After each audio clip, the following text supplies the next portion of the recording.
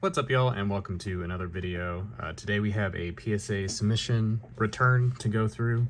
I totally forgot to do this video, so there are actually going to be a couple cards missing, but thankfully they are the same card. I had 3 Celebrations Blastoise, and now I only have 1 because I've already sold and shipped a couple of them.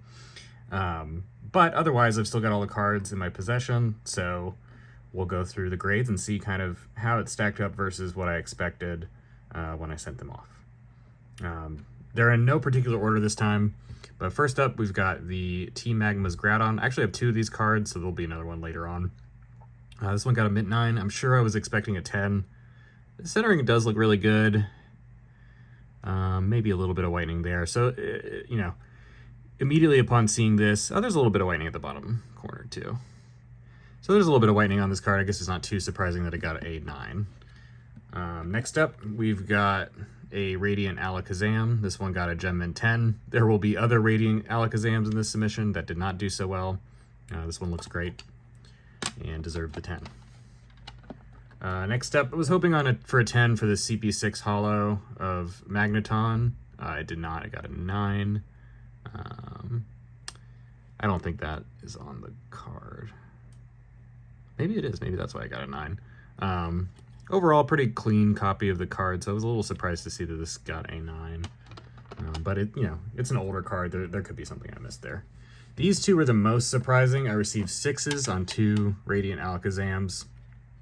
I have no idea why. I've looked at these multiple times. To me, they look the exact same as this Gem Mint 10 copy. There's really no difference between the 3. So yeah, I really have no idea. Someone at PSA just didn't like me today, I guess, or whatever these got graded. Because yeah, there's no whitening on the back. The front looks great. You know, I'll try to put it at an angle so you can see the surface. They really look good. I don't really see any particular issues with the card. I have not even been able to find anything to say well, maybe it was this or something like that. There's no bends.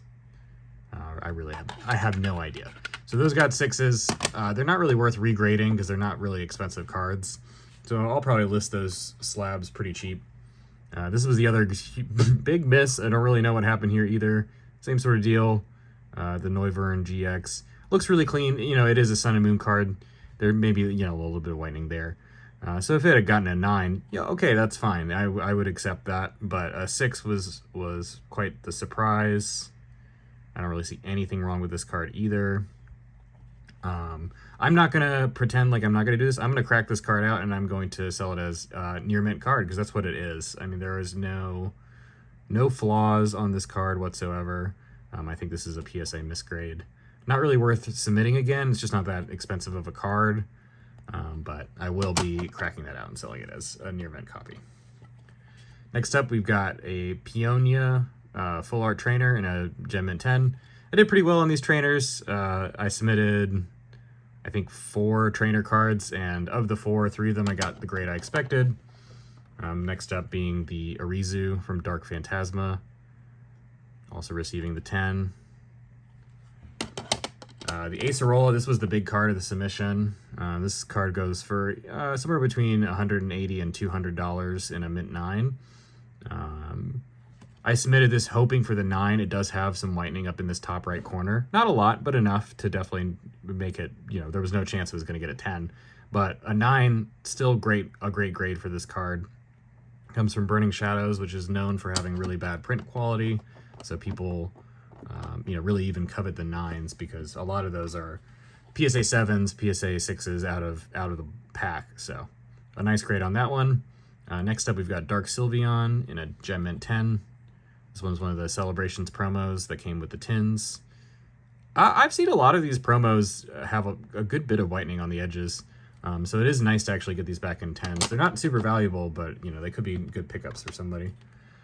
Here's the other Team Magma's Groudon in a 10.